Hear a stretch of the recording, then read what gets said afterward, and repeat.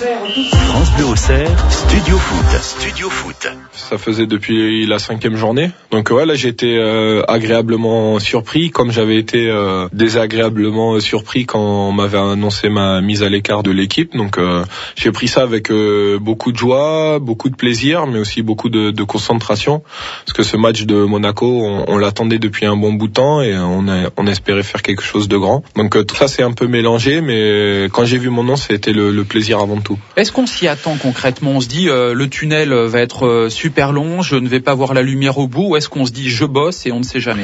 J'avais appris en fait la veille du match contre Laval. J'ai vu que j'étais pas dans les buts, donc d'une je l'avais appris sur le terrain. Après le lendemain, l'entraîneur des gardiens Guillaume Varmus m'a dit qu'il y avait un changement dans les buts, que ça avait été un choix collégial du staff qu'il fallait respecter, ce que j'ai fait.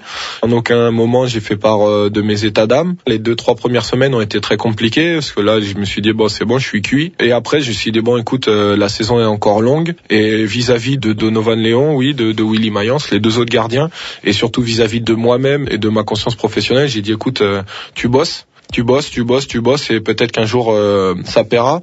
Et ce qui m'a fait le plus grand bien, c'est ce match en coupe de la Ligue contre Angers. Je pensais pas jouer, et à 16h Dono est tombé malade, j'ai su que c'est moi qui allais jouer, et ce match-là, le fait de gagner, de pas prendre de but, m'a fait beaucoup de bien. Ça m'a permis de reprendre un peu le plaisir et de se dire écoute, dans le football tout peut aller très vite. Je l'avais vu en ma défaveur après Le Mans, et je me suis dit accroche-toi, les efforts payent toujours comme on dit, et je pensais pas que ça paierait maintenant, mais je veux pas m'en plaindre. Il y a un an, Olivier Saurin, vous étiez titulaire indiscutable, capitaine de l'équipe, il y avait la prolongation de contrat, il y avait tout ça. Un an après, on se dit mais patatras quoi. On va dire que c'est une bonne descente de montagne russe. Après oui, collectivement ça a été une saison très compliquée l'année dernière avec la descente. J'ai pas réussi à hausser mon niveau de jeu qui aurait permis de vivre une saison différente. Puis là bon, on est en Ligue 2, au bout de 4 journées le coach me retire de l'équipe.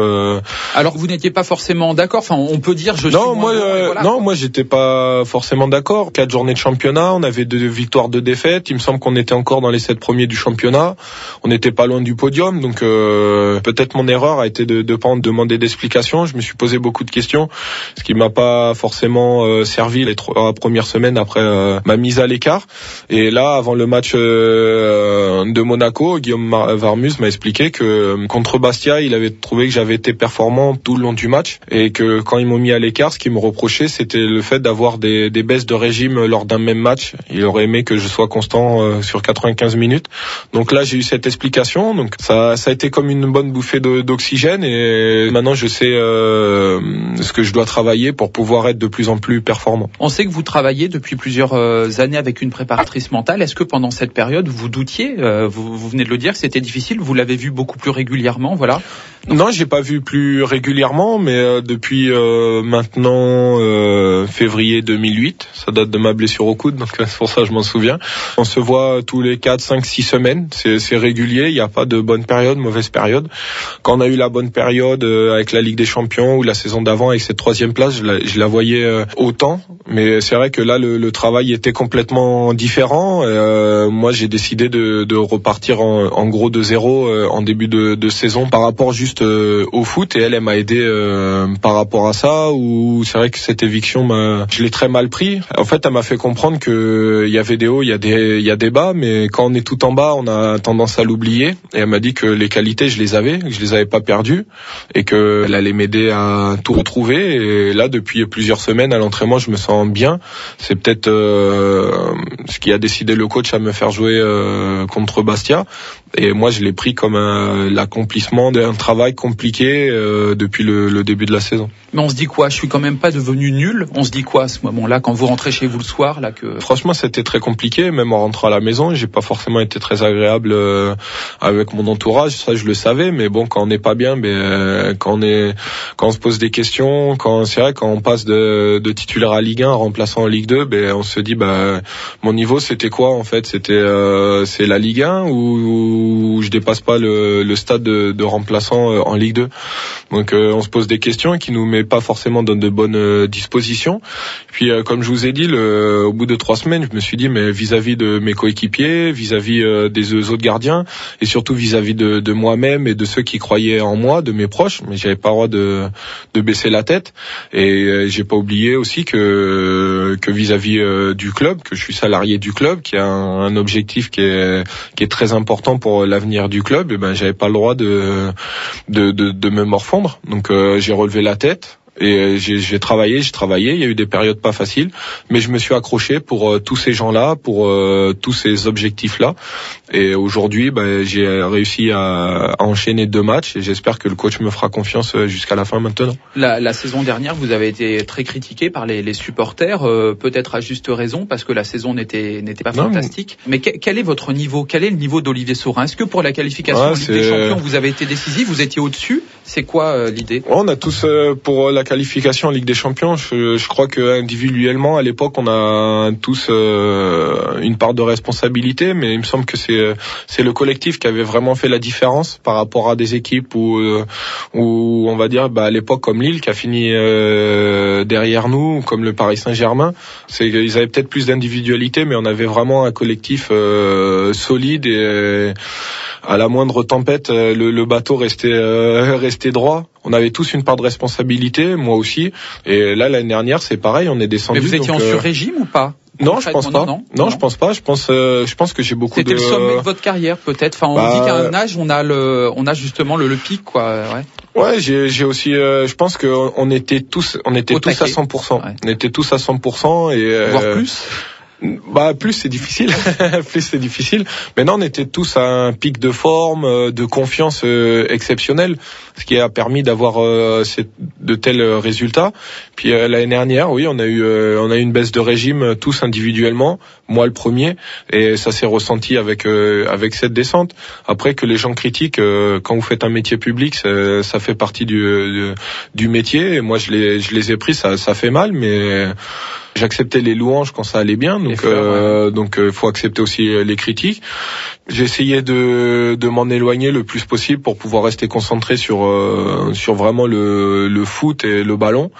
Mais bon, ça n'a pas été facile, mais il faut faire avec, faut les accepter. Et en aucun moment je me suis dit que c'était justifié ou pas. Après, chacun pense ce qu'il veut. Moi, le plus important, c'est ce que pense le coach, parce que c'est lui mon patron. Et ok, j'ai pas eu le niveau de rendement que tout le monde espérait, mais à aucun moment je peux me cacher en disant oui, j'ai triché. J'ai pas triché, j'ai toujours travaillé du mieux que je pouvais, j'ai jamais lâché, j'ai toujours mouillé le maillot. Mais l'année dernière, c'était une saison 100 pour moi. Donc là, cette année, c'est pour ça que cette année, j'ai voulu repartir de zéro et me dire, écoute, on oublie tout ça, le haut, les bas, on oublie le passé. Le plus important, là, c'est le présent et surtout le futur. Et là, faut tout donner pour redorer un peu le blason du club qui a vraiment pris une claque ces derniers temps. Justement, vous sentez que à l'image aussi, à l'instar d'autres joueurs peut-être encore de cette équipe, que vous avez une dette après cette relégation envers le club, envers peut-être les supporters. Vous le disiez, repartir de zéro.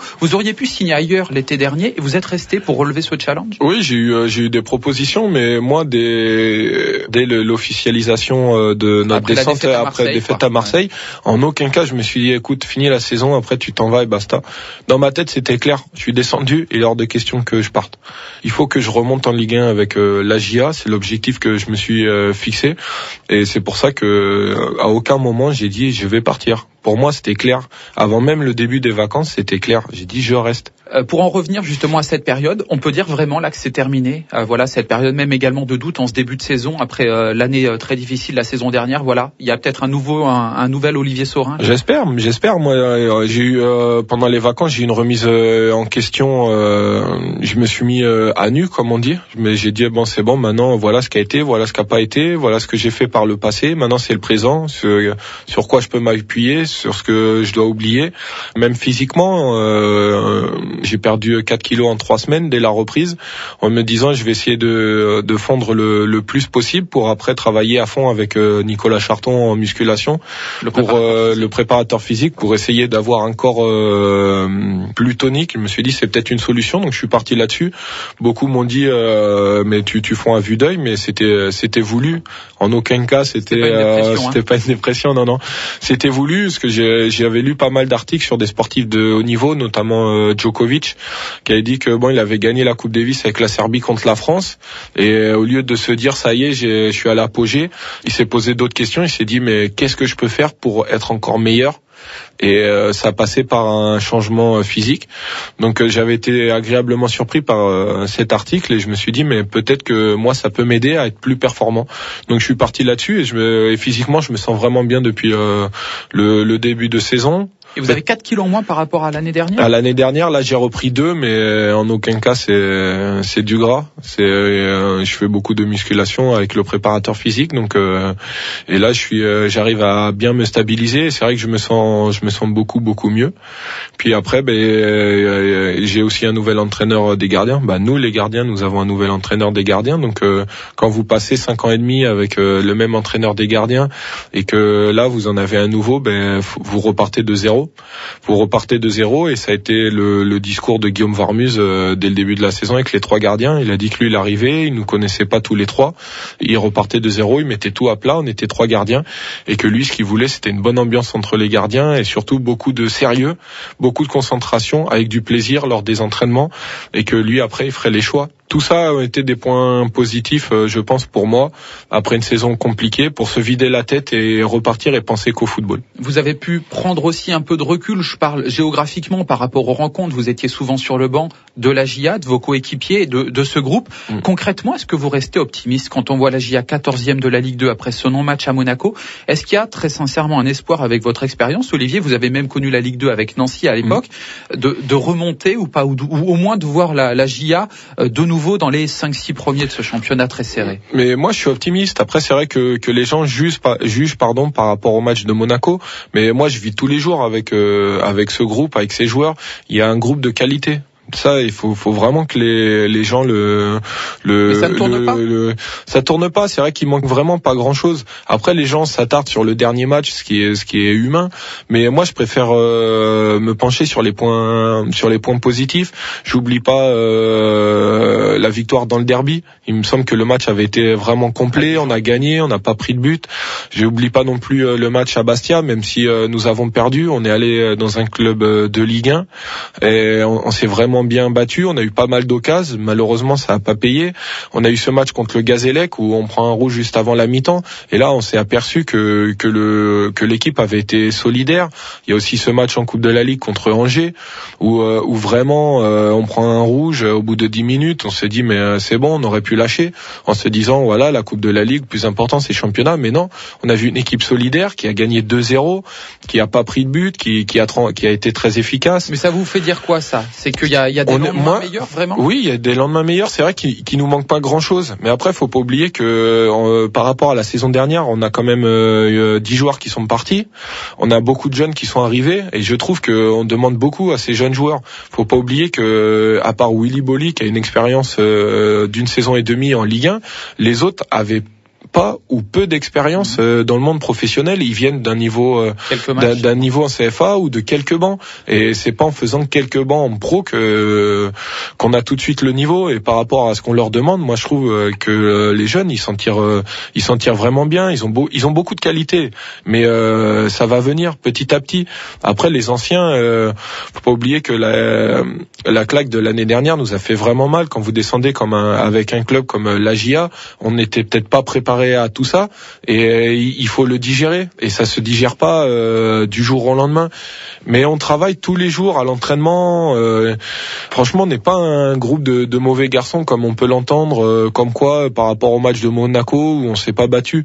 Il y a des bons mecs, et il y a surtout de bons joueurs. C'est pour ça que moi je suis optimiste, et c'est pour ça que je pense que les gens, faut qu'ils restent derrière nous. Faut que les gens croient en nous, parce que nous on a besoin que les gens nous soutiennent, parce que je suis sûr que des jours meilleurs attendent cette équipe. Après oui, on accepte la critique même si elle nous fait mal, mais il y a plein de points positifs. sur lesquels il faut s'attacher et qu'il faut pas perdre de vue, parce que des jours meilleurs nous attendent. Moi, j'en suis persuadé. Jusqu'à la remontée en Ligue 1. J'espère. Hein. Moi, je suis resté pour ça. Et dans le groupe, on y pense tous. Après, là, c'est vrai qu'on est 14e, 4 points du relégable, il me semble. On doit être à 7 ou 8 points de la 3e place. Ça veut dire on est plus près du bas que du haut. Mais dans cette Ligue 2, tout va très très vite et nous, on en est conscient. Donc, je sais que nous, les joueurs, on va pas lâcher parce que c'est ce qu'on s'est dit. Il y a les joueurs aiment vraiment ce club, aiment vraiment l'équipe, mais il manque pas grand chose et ce petit quelque chose, on n'a pas encore trouvé. Donc nous, on continue de travailler et de croire en nous et on sait que la roue va tourner dans le bon sens.